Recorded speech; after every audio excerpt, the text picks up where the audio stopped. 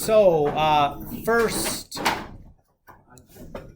things first. How has the homework been going? Questions or anything so far? Edie? Can you go over number 7 on worksheet 4? Worksheet 4. Number 7.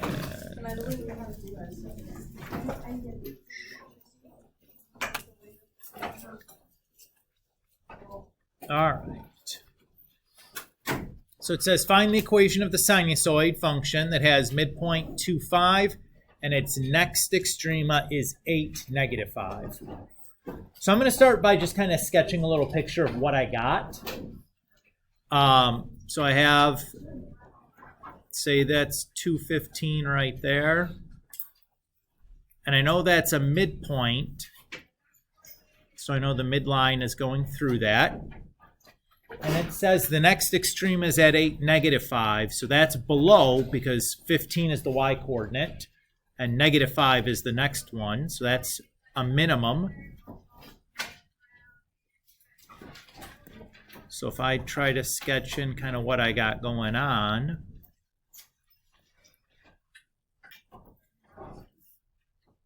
That's like the solid part is what I have and the dashed is like the rest of my cycle, right? Is everybody cool there? Now, because I'm given a midpoint, I'm going to choose to use a sine function here. You could use cosine because you also have an extrema. It doesn't matter. But I like the fact that I have the midpoint because I know immediately h is 2 and k is 15. Not much to worry about there because we're going to do a sine. Okay. The two remaining pieces I need is the A and the C. So I know that the A is the distance from like it's the distance from the midline to an extrema. So like that.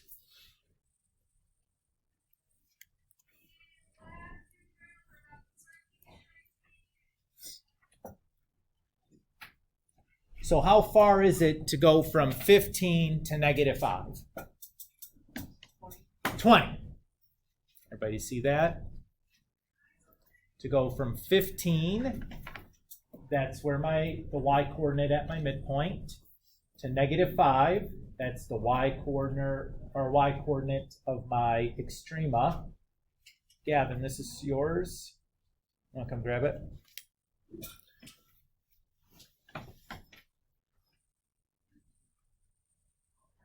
So the amplitude is 20. Thank you. So should be plus or minus though. Which one do we want? The positive or the negative? Very good. Because we're doing a sine and the next extrema after is at a minimum, I know this should be a -20. Is that okay? The last thing I want to do is figure out my C. To get my C, I need to look at my period.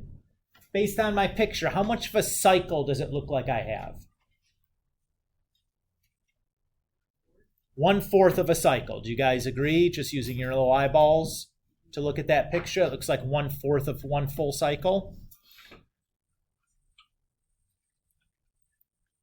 So I know that 1/4 of a period is going to go from 8 to 2.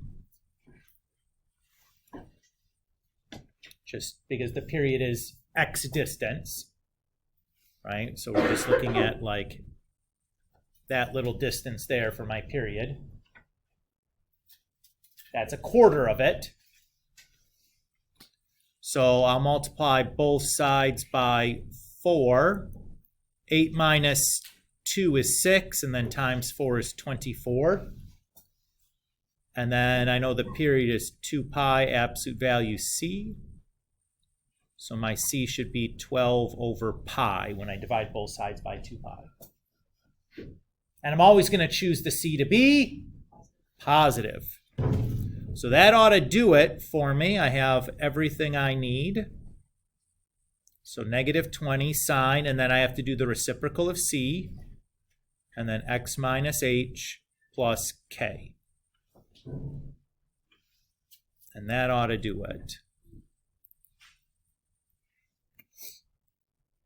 Again, if you're not convinced, we can always check graphically. Not a bad idea. So we have, 215 and then 8, negative 5 are my 2 points.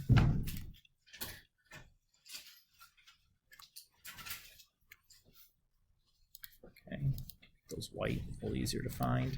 And then we'll do y equals negative 20 sine of pi divided by 12, x minus 2 plus 15.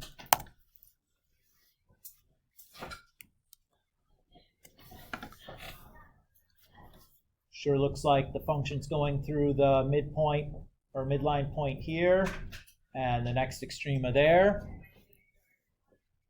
Do you guys feel good?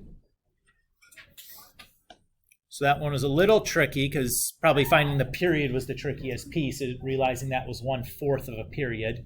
But drawing that picture really helps, right? Like start with a little sketch with the 2 points, making sure that like, okay, if that's a midline point, it has to be on the midline, or if it's in a max or a min or whatever, making sure that it's in the right spot in your picture really kind of helps. Who's next for questions? This is probably the trickiest one, right? Nicole? Number 4 from worksheet 5.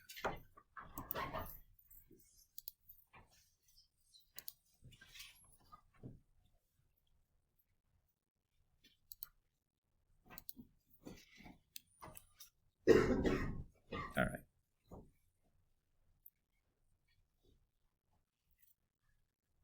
So I'm going to just kind of do it over here so I can look at the picture. All right. So what did you find already? Did you find K? What was that? Good. Did you find the A? Okay. Plus or minus 2. That's good. Did you find the C? Okay, what did you get? So that's not the C. So if we look at the period, if we start here, it would end there, right? So we start at 0 and went to pi. So the period should be pi. So to solve for C, I'll set that pi equal to 2 pi C. So I should get the C as 1/2. Okay? And now I'm not going to worry about the A or the H and the sign of A until I do my function, right? I think number 4 asks me to use cosine. So, and then I think it asks for both versions. So assuming that I use this point, my H is 0 and my A is positive because it's a maximum, and I just use the y coordinate, or the x coordinate for my H. So I'll do 2 cosine and then the reciprocal of C, x minus H plus K.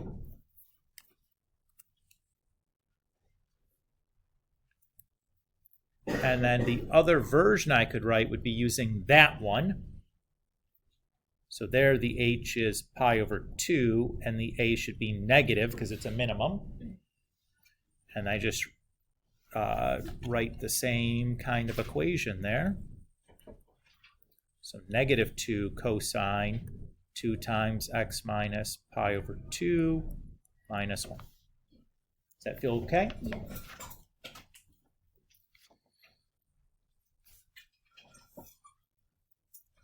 So again, the k, the plus or minus a, and the c is the same no matter which function I'm using or which points I'm using, right? So I just do that stuff first.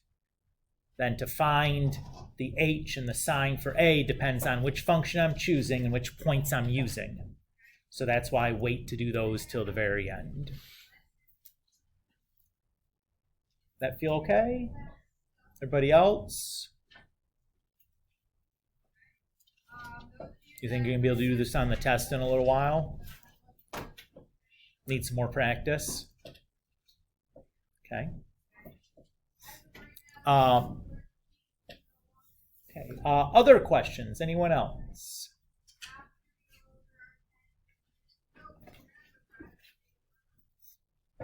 Okie doke. These are two pretty good ones, though. These were, amongst the more difficult problems from the worksheets, if not the two most difficult problems from, or the single most difficult problem from either respective worksheet. So, good questions to ask about. Today, we're going to finish up this section 3.1. We're going to be talking about graphing.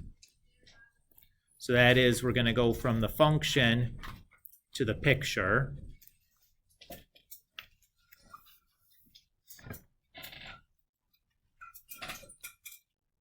Okay. So, do you guys, this is a baited question, I'm hesitant to ask. Do you remember from geometry, so that's the phrase that we all hate the start of, when we talk about transformations, like dilations and translations and rotations and reflections? Do you kind of remember that? Like if I had a, like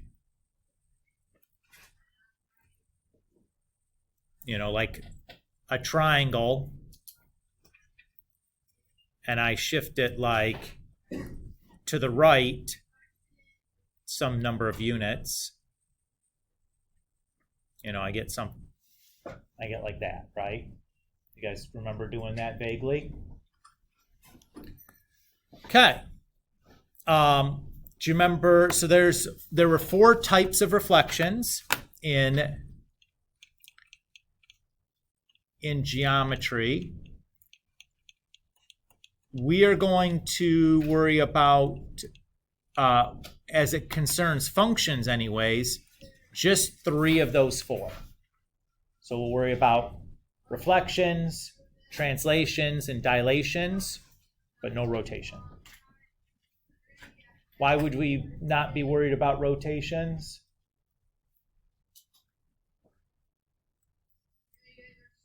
If I take a graph like this and I rotate it like that, what's going to happen? Well, it's not the same thing because now it looks like this, right? What's the problem with something that looks like this? It's not a function, right? Because it would fail a vertical line test. Do you remember that from Algebra 2? Usually the vertical line test we remember. The VLT. It's making me hungry. It sounds too much like BLT.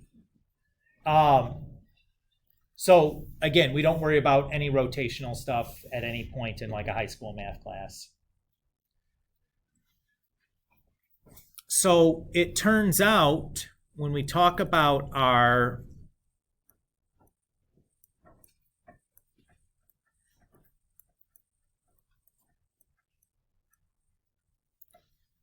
general form equation, that those coefficients A, C, H, and K, we can use to predict the transformation.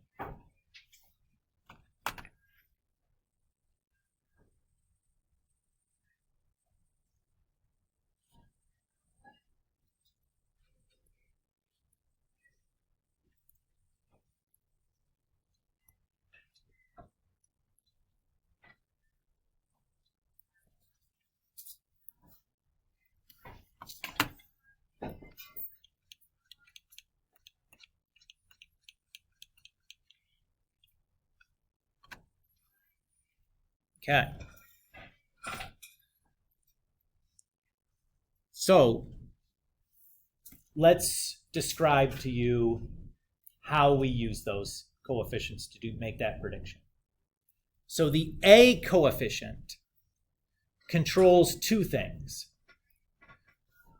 It controls one type of reflection and one type of dilation. The C, the other type of reflection and the other type of dilation. I'm going to write this down in specifics here. I'm just kind of talking before I write. The H controls the translation left and right, and the K controls the translation up and down. So let's first start with the A. So if A is less than 0, what we have is a reflection across the y-axis.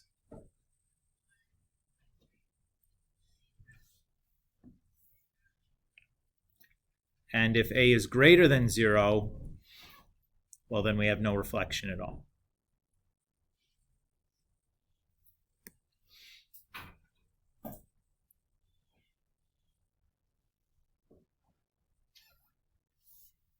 So the sign of A is going to control whether we reflect across the y-axis. The magnitude of A is going to control whether we have a dilation, like a vertical stretch or shrink. So if the magnitude of A is greater than 0, so I'm putting an absolute value around that, because if I have A is 2, or if A is negative 2, they're both going to cause the same vertical dilation, or the same vertical stretch. So I'll do that. Is a vertical stretch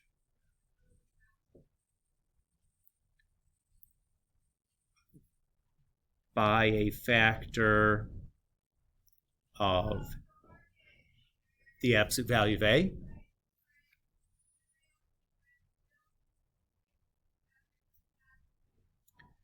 Oh, boogers. Okay, hold on, I'm sorry. I need to make a little edit.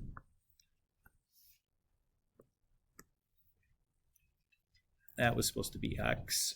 I did this, and I wrote Y. I don't know why I did that. You ever make a mistake? Happened to me.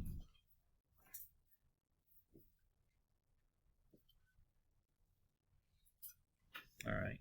And actually, when we talk about this, should have done the C stuff first. So I'm just going to move that down. I'm going to write the C stuff above it. Oh, Mr. Kulik. All right. I'm going to make a little space there. We'll finish up with A, though. Now, if the absolute value of A is, oh my gosh, okay. That's supposed to be 1s. You know, you've done this job for like 15 years. You think at some point you're going to stop making mistakes? I'm trying, guys. I'm trying. At least I catch them right away, right? Like, it could be worse. It could be like coming back a day later and be like, are you sure this is right? And I'm like, oh, that definitely wasn't right. How come nobody yelled at me before? Mm-hmm. All right. So if we have the absolute value of A is less than 1, so that means like a half or negative a third or 0.7. Okay, so anything there kind of between -1 and +1, except for 0. We're going to have a vertical. If we had a stretch before, we're going to have a shrink now.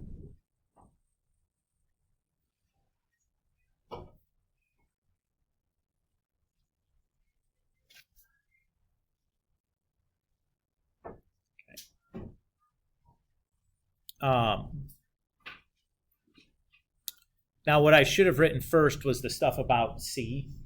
My apologies. So I'm just going to write this same kind of thing.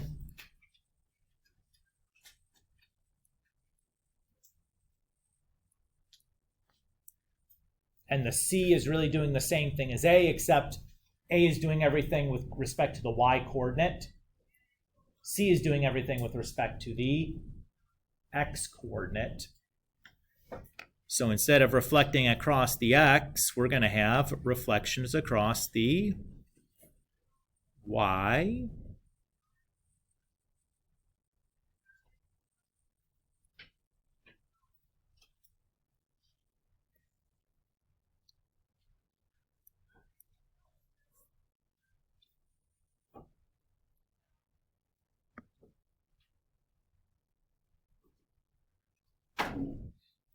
And instead of having vertical stretches and shrinks, we're going to have horizontal.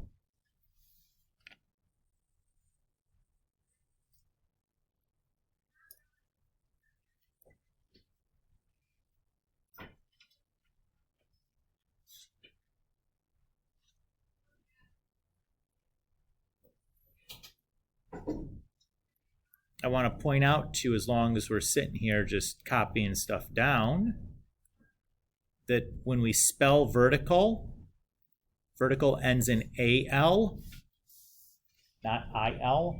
I see a lot of misspellings of that word over the years, or it doesn't end LE. I see that a lot too, like ICLE at the end, like icicle, vertical. It's vertical with an AL at the end. Just as a reminder, spelling doesn't count, but it doesn't really make us look good when we misspell things, right? I'm not going to grade you down for it, but I'll go, oh, I'm looking at your paper. And the less head slaps I have in my life, usually the better, right? Nobody needs more of those. What value for A and C have we not accounted for? 0 and 1, right? Now, if either of those things is 0, this is no longer a sinusoid. It's a constant function. So like that's impossible. We never get zeros for any of these. But 1 we can have if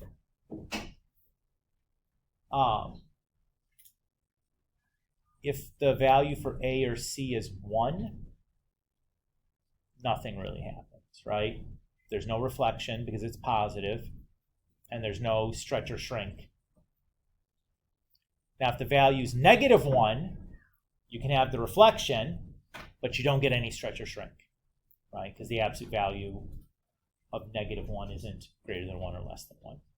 And now, if you want to write that down as an additional rule, you can. I usually don't bother with it, but if you want to squeeze in there like absolute value C equals 1 means no stretch or shrink, and absolute value of A equals 1 is no stretch or shrink. You can do that. I usually don't bother to write it on the list, but it happens a lot because oftentimes when we look at these things, we don't have all the things happening all at the same time. That's like kind of a bonkers thing, right? Especially in the beginning, it'll just be like 1 or 2 things going on and a bunch of nothing is happenings. Yeah, but wouldn't the stretch or shrink want to be if it wasn't those two?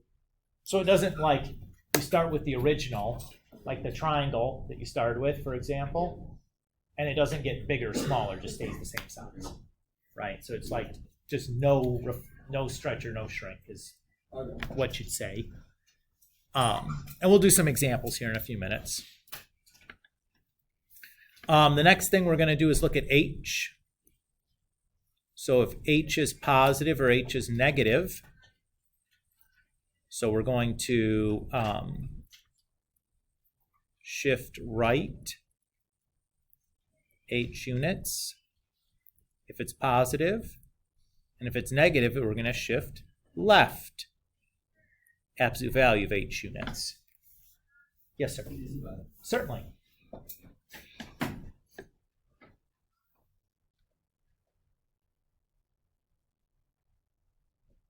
Why did I put the absolute value of H on one and not the other? Is that a typo, Mr. Kulik? It's not, because if H is positive, like if H is 2, we just shift right 2 units. But if H is negative, like -2, I wouldn't want to say shift left -2 units. That doesn't make any sense, right? We put the absolute value around it because we'll just drop the negative sign, because the left is kind of telling us the negative part, right? Is everybody okay with that? And then the K is the same kind of thing, but instead of left and right, it's up and down.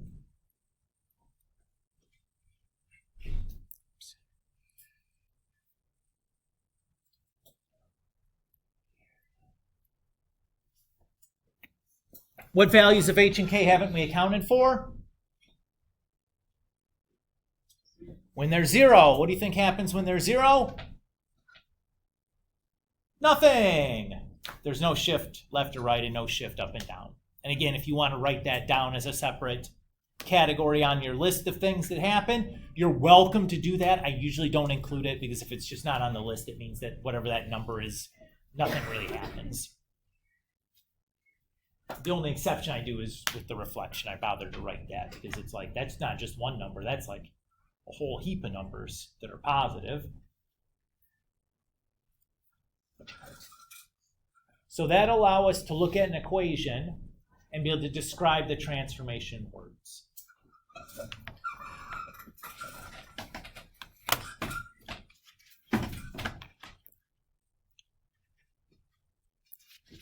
So, for example,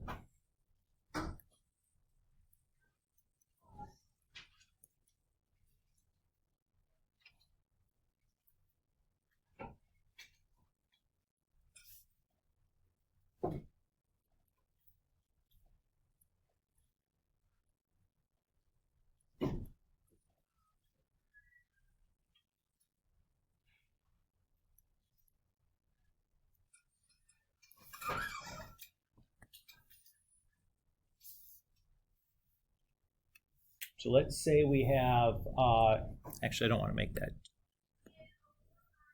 I'm going to change some of these numbers here real quick. I'm sorry to do that to you guys. Let's do that. Do that. Okay. I just don't want the same number to be there a bunch of times. So it's easy to see where, like what number's telling us what. All right. First thing I need to do is identify my values for A, C, H, and K. The two easiest are always A and K, right? What's A? -2. What's K? 5. Those ones are the easy ones. Guess what, though? H and K, maybe not totally apparent just by looking at this thing, right? Remember what the general form looks like.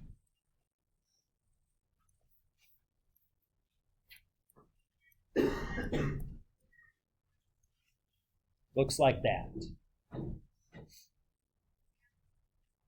What do you notice that's different about the way I wrote the general form and the way my equation is written?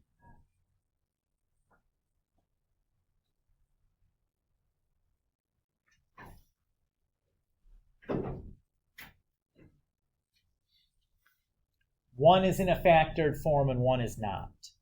Do you guys see that? Guess what I need to do before I figure out my H and K? I'm sorry, my C and H.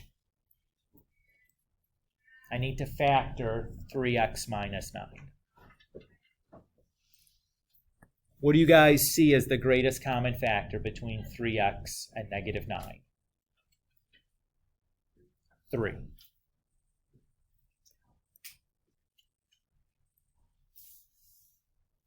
Does everybody see that?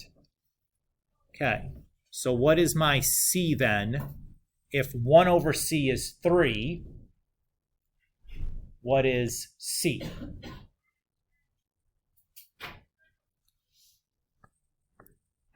It's what? Yes, sir.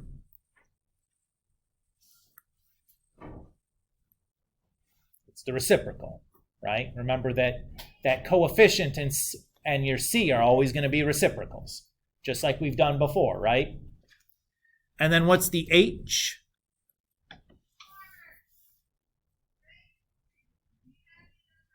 It's not -9. It's not -3. It's +3. Because if you look at that general form, that negative sign is already there, right? If I plug +3 into x minus h, it's going to be x minus 3. Do you guys see that? So the H is tricky because it's always the opposite of the sign in front of it. Okay? So the C is always the reciprocal for that coefficient, and the H is always the opposite sign as what it looks like in the equation. But we got to remember to factor on that first step. Okay? Now, if there's no H in there, if it's just like, 3x and the parenthesis ends, then whatever, Mr. Kulik, it'll be fine. Or if it's like x plus 2 and there's no coefficient on x other than the 1 that's there that we don't write, it's fine. But in a case like this, you're going to get the H wrong if you don't factor to start. So far, so good? Okay. So now, all I'm going to do is look at my values for A, C, H, and K here and use my criteria from above. So let's start with the C. First thing I notice that C is positive, so we have no reflection in the y-axis. And then I see the absolute value of C is less than 1, so that's going to give me a horizontal shrink.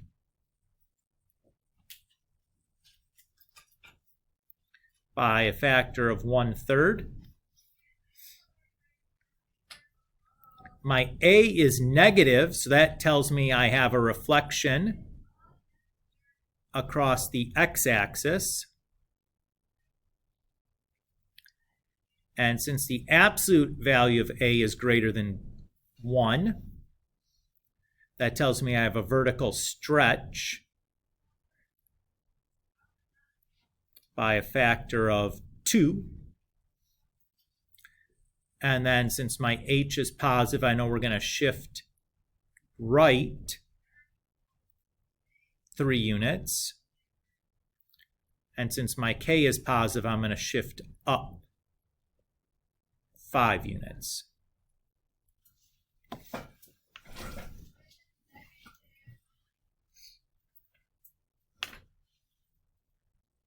So there's my description.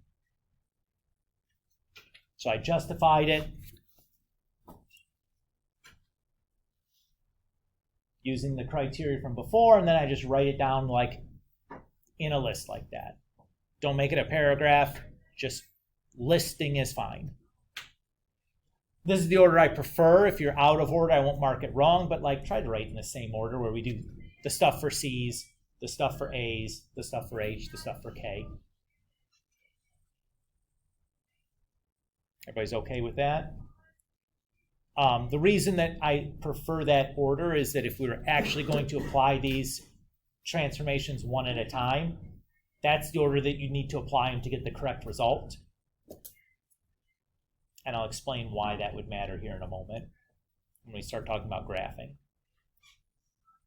What do you guys think on this? Do you feel okay doing this? It's not really a big deal. We've been picking out these values for A, C, H, and K now for a minute. Should be reasonably comfortable doing that, right? All right. So what we're going to talk about now is actually drawing that graph.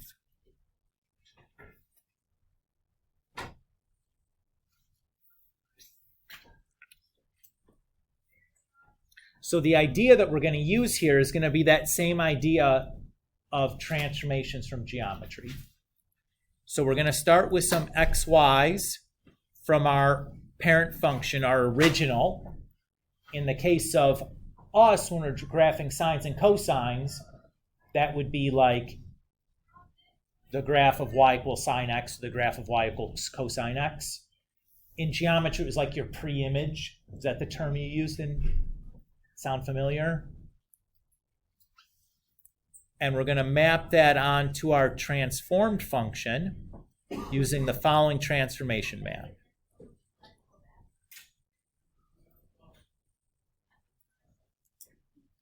We're going to take that original x coordinate, multiply it by c, and add h to it. And then take our original y coordinate, multiply it by a, and add k to it.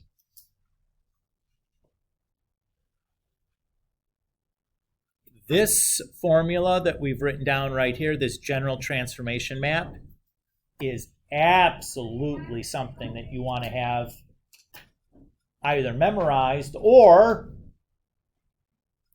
where would you put it? On your note card if you didn't want to have to memorize it.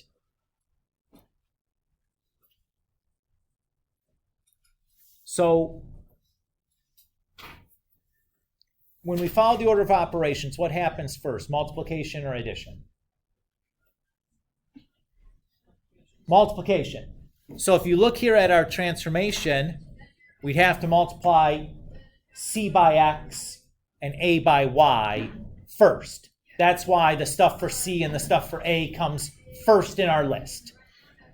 After that, then we could add our h and add our k. That's why the h and the k are the last two things on our list of description. Does that make sense to you guys? That's why if you actually wanted to do these in order, you have to do the multiplicative parts before you do the additive parts, or you're going to get the wrong graph. So, Mr. Kulik, that's great, but the graph of sine and cosine, those have infinitely many points on it. Like, I'm not going to, like, I get how to make the map here, and like I'm just filling in my numbers for A, C, H, and K, and then like doing some arithmetic to a point. But like there's infinitely many points on that graph of sine and cosine. Like I literally can't process infinitely many points. That's silliness. Well, what are you expecting to do with this? Yep, great question. So if we look at this sheet that I have listed called reference points, when we graph a sine function, we're just going to transform these original 5 points here. Those points are the points for the x-intercepts or the extrema. The midline points are the extrema for one cycle. For cosine, we're going to use this set of 5 points. Notice they're different. Although the x's are the same, the y's are different. We'll use that set of 5 points. Every time we graph a sine function or every time we graph a cosine function, these are our starting points for our parent function. Everybody's okay with that? If we need to draw more than one cycle, that's not a problem. We can just kind of keep following the same pattern we've established. Sounds so far so good? Okay. Let's go and do an example now. So we know that we're going to just be using these key points. Let me actually do this.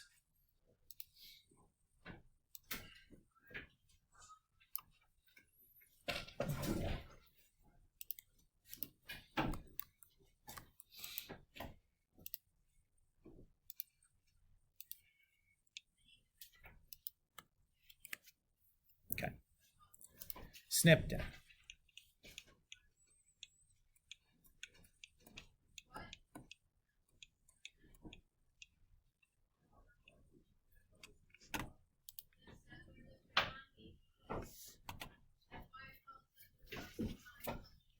Okay, let's say we have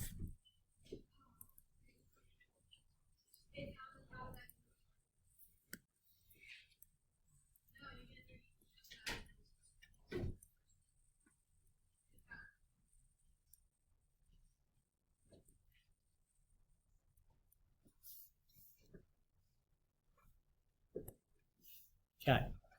So let's say we have y equals -3 cosine of 2x plus pi over 4 minus 1. My first step is going to be to identify the values for A, C, H, and K so I can plug them into that transformation map we just wrote down. So usually when I'm starting out, I like to rewrite the general form right underneath it so I can see what lines up with what. So I see the A is -3. I see the K is -1. And then I notice, hey, wait a minute, Mr. Kulik, that stuff on the inside of cosine, that's not factored. I got to fix that before I get going too much further. So if I look at 2x plus pi over 4, what greatest common factor do I need to pull out of that? A 2. So when I divide 2x by 2, that just becomes x, right? What do I get when I divide pi over 4 by 2?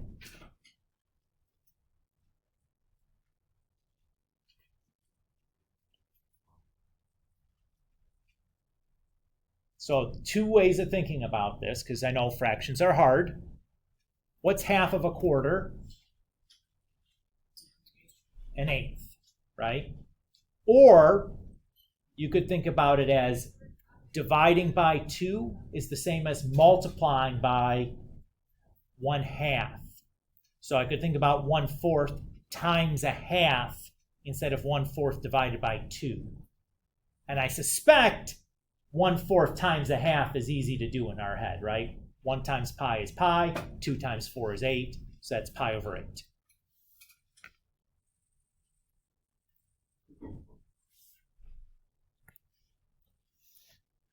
So far, so good?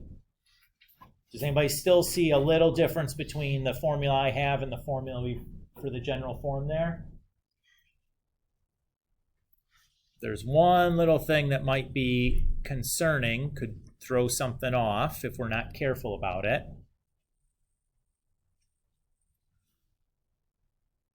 In my formula, I have x plus. In the general form, it's x minus. How do I write plus as a subtraction? It's going back to like 6th or 7th grade. Matthew. You do minus a negative, right? Minus a negative is same as plus. Everybody agree? That's the trick.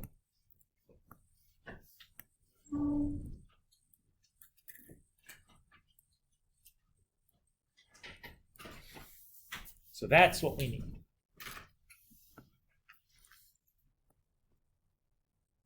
So we have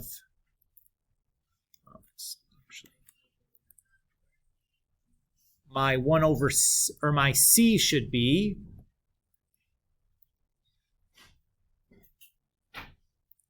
if 2 is 1 over C, what's C? 1/2. And then my H is negative pi over 8. Is everybody okay with that? Now, this is a particularly tricky example. They will not all be this difficult. But we have to be careful. I'm picking the ones that have where I have to do some hunting to get the H rather than it just staring you in the face and you have to write it down. Because I don't want you to get in the habit of just like whatever's added or subtracted in there is my H. Because that's not always the case. Okay, so I want you to get in the habit of checking to see if you have to factor in there to start. A lot of times you won't. But I want to start with those examples so you've seen that. So far, so good? All right. Next thing I'm going to do is I'm going to start by writing my map. So I'm going to place, for C is 1/2. My H is negative pi over 8. My A is negative 3. And my K is minus 1. Is everybody okay with how I wrote the map? I just filled in my values for A, C, H, and K into that formula I gave you just a moment ago.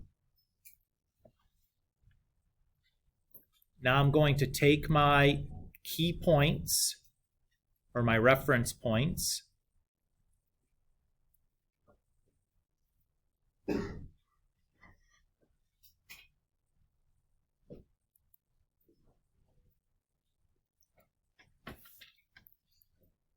And now, Mr. Kulik, where did you get those from again? Well, they just came out of that chart above.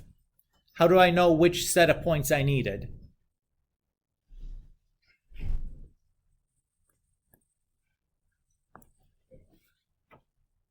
The problem is cosine, so I need the cosine points. Mr. Kulik, do I have to memorize these? No, I would give these to you. You'll see when we do the homework quiz the format that I'll use, but I'll list the relevant key points for you on your paper, and then you just have to give me the transformed. But you could write them on your note card also if you felt like you needed to do that too. I mean, whatever. Okay. So now to get my new transformed point, I'm going to fill in the x coordinate for the x and the y coordinate for the y.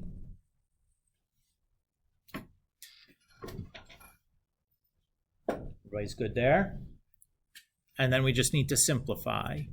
So 1/2 times 0 is 0. And then 0 minus pi over 8 is negative pi over 8. Yep.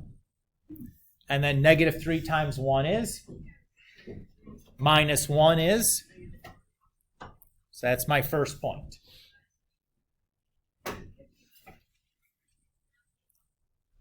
Everybody feel okay there? Okay. So we'll just continue on doing the same thing.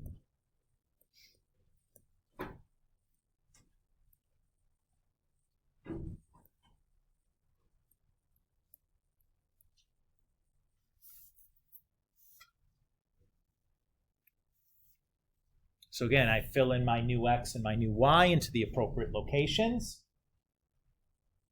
1/2 times pi over 4 is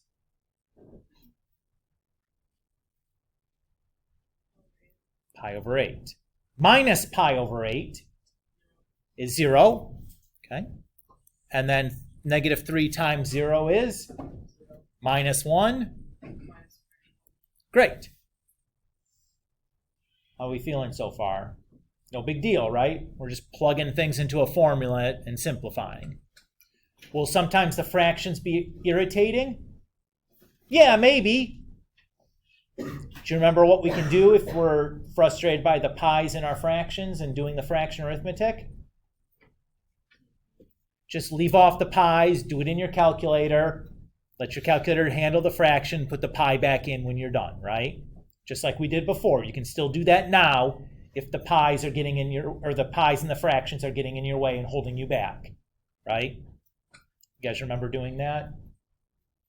Okay. All right. I'm going to kind of blast through the rest of this stuff to get it moving along. Is that okay with you guys? We get the idea, I hope, right? So we have pi over 2 minus pi over 8. That is going to be 3 pi over 8. And then that'll be 3 minus 1, so that's be 2.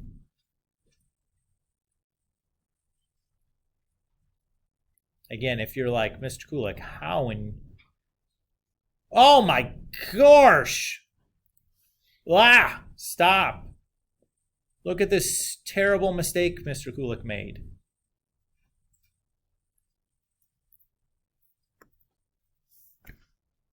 That point there was supposed to be pi over 2. I wrote down a pi over 4 because you know what I did? I did the arithmetic already in my head. Yeesh. All right, so 1/2 times pi over 2 is pi over 4. Minus an 8th is 1/4 minus an 8th is an 8th, right? Again, if you can't do that super quickly and easily in your head, that's okay. You can write it down, make your common denominators, or do it on your calculator, leave the pi's out and use the fraction commands on your calculator to avoid having to do the heavy fraction lifting. I know it's so hard. Everybody's okay? All right. Sorry about that. for stopping abruptly, but like I noticed I made, oh my goodness, that's a heck of a goober. All right, so we have 3 pi over 4 minus pi over 8. That is going to be 5 pi over 8. And then negative 1.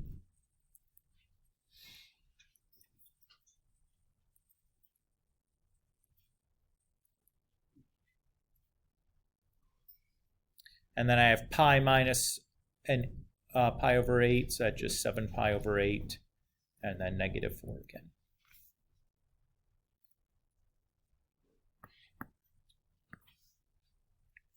Now, most common mistake students make is they goof up the x coordinates here. You screw up the arithmetic because maybe there's a fraction involved. Oh my gosh. I want you to look at these x coordinates for a moment. How much space is in between each x coordinate? 2/8, right? If I look at the numerators, I went from negative 1 to positive 1 to 3 to 5 to 7. The difference is 2 in each of the numerators. You guys all see that? If you don't see that pattern, you have made a mistake. All the x coordinates will be the same distance apart. They may not always be 2, but it'll be the same the whole way down. So in reality, after you do the first 2 points, should you be able to write every x coordinate down afterwards? Yeah, and assuming you didn't make a mistake on those first 2, you'd have the correct x coordinates without actually having to do the arithmetic. Do you guys see what I'm saying? Like once I notice, oh, there's 2/8 between negative pi over 8 and positive pi over 8, I just can add 2 pi over 8 each time and get the next x coordinate, the next x coordinate, the next x coordinate. And usually that makes life pretty simple. Okay, so now what I'd want to do is I'd want to plot these points, right? What do you think, if I'm plotting these, what units should my x-axis go by? Should go up and down by what unit? Yeah, right? Does that make sense to you guys? I think so. So if I want to say, let's say we wanted to graph 2 pi worth of graph. So I have 1/8, 2/8, 3/8, 4/8, 5, 6, 7, 8. 1, 2, 3, 4, 5, 6, 7, 8. Most of the time my instructions would be give me at least 2 pi worth of. But if the instruction said 3 pi or 4 pi or whatever, you just keep tick marking out. And then if I look at my y, I have to go between, well, negative 4 is my lowest and positive 2 is my highest, right?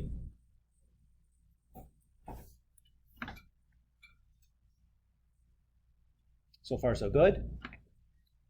So let's start plotting our points. So negative pi over 8, negative 4, positive pi over 8 and negative 1, 3 pi over 8 and 2, 5 pi over 8 and negative 1, 7 pi over 8 and negative 4. And now if I want to keep going and fill up all the space that I've made here, it looks like I'm going over 2 units and then up 3 units, right? So I'll go over 2, up 3, then over 2, up 3. Now I'm at the top, so I'm going to go over 2 and down 3, over 2, down 3. I'm at the bottom, so now I'm going to start heading back up, over 2, up 3. Does everybody feel okay with how I filled in the rest of that?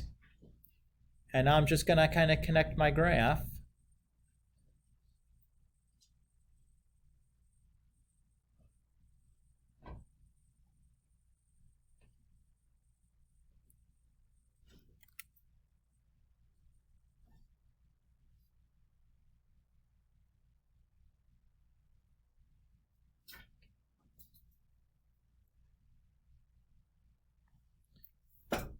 What do you guys think? Not too bad, right? A little time consuming, maybe, but nothing is complicated, right? We're just basically writing a formula, plugging the points in, plotting points, continuing the pattern, connecting our points together. One thing I will say that I will be picky about when I'm looking at your pictures is that I don't see you doing like,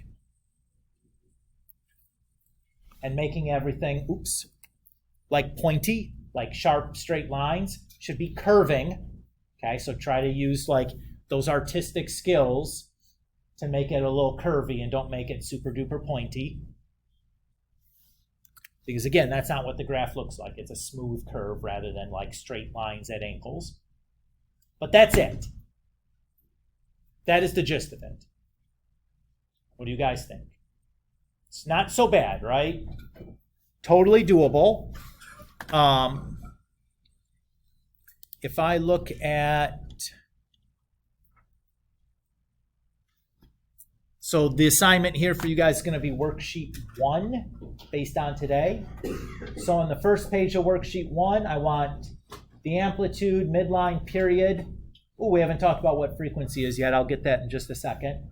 And then list the transformation in order, just like we did in the example, right? That frequency piece, if I go back to the very first one, the frequency is just the reciprocal of the period. So if the period is 2 pi, the frequency is 1 over 2 pi. Oh. That just tells you how many cycles you have per 1 unit of graph. That's what that's describing.